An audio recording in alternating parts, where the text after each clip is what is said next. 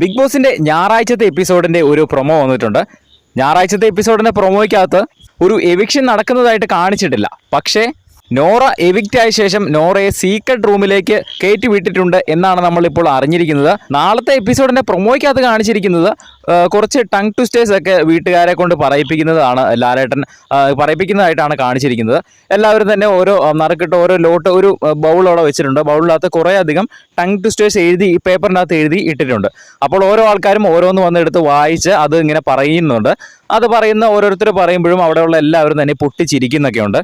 അത് മാത്രമാണ് നാളത്തെ എപ്പിസോഡിൽ കാണിച്ചിരിക്കുന്നത്. ആ ഒരു ടങ് ട്വിസ്റ്റർ പറയുന്ന ആ ഒരു ടാസ്ക് മാത്രമാണ് നാളത്തെ പ്രൊമോയ്ക്കകത്ത് ടി വിയിൽ എപ്പിസോഡ് കഴിഞ്ഞപ്പോൾ കാണിച്ചിരിക്കുന്നത്.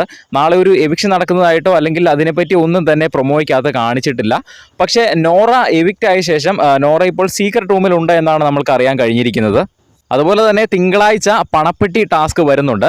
അതുകൊണ്ട് തന്നെയാണ് ഈ ആഴ്ച ഡബിൾ എവിക്ഷൻ വെക്കാത്തത് എന്നാണ് നമ്മൾ മനസ്സിലാക്കുന്നത്. എന്തായാലും നമുക്ക് കണ്ടു തന്നെ അറിയാം എന്താണ് സംഭവിക്കുന്നത്.